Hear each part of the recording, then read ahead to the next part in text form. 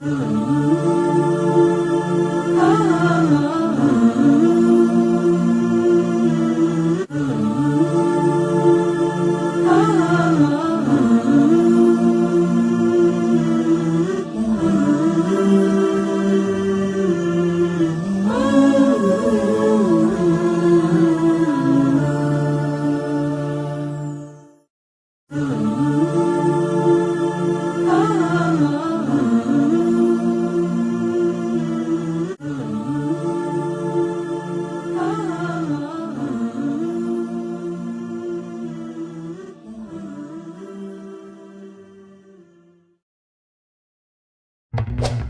flies when you're having fun, or so they say, but when you work in education, time flies full stop.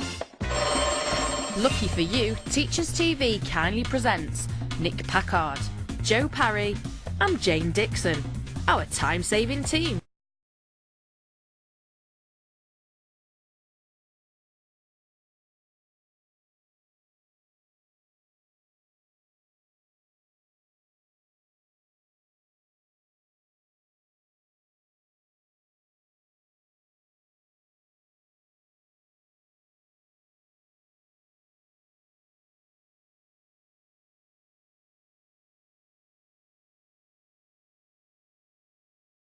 You've not got to enter them into your mark book, and actually that's going to take you another 10 minutes to do as you go about your mark book trying to find the names in alphabetical order.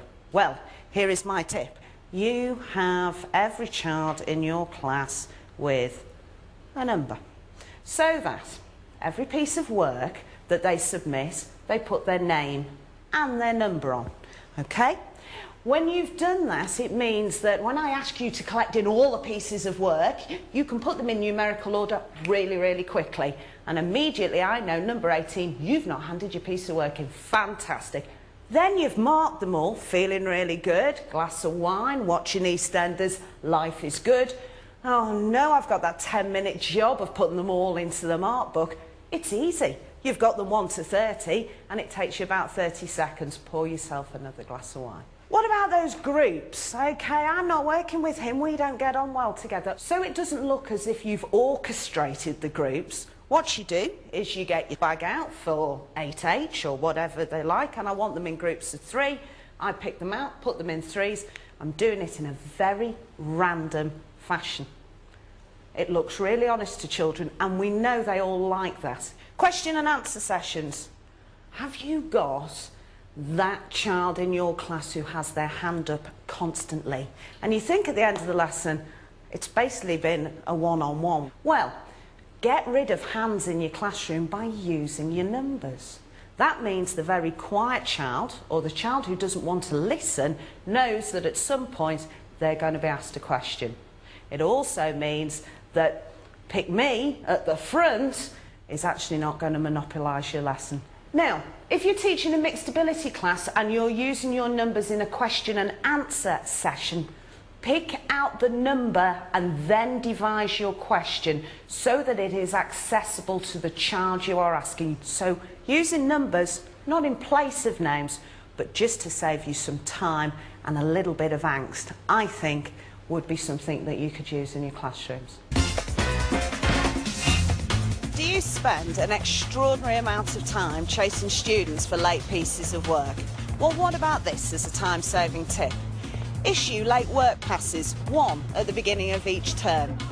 If they then want to submit a piece of late work, they do it with a late work pass, no questions asked.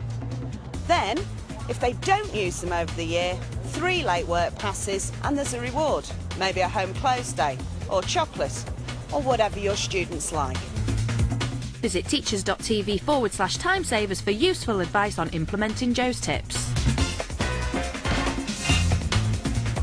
Have you ever felt like a parrot in your own classroom where constantly you are giving out the same instructions time and time again? All children need to learn how to do certain jobs, and I think the instructions will be different dependent on your subject specialism. For example, I'm a chemist and therefore practical tasks are very important to me, and I need my students to be able to perform safely practical tasks. So what I suggest you do is really have a good look at your teaching, and over a few weeks audit those instructions that you use regularly. So, for example, how to set out a piece of work.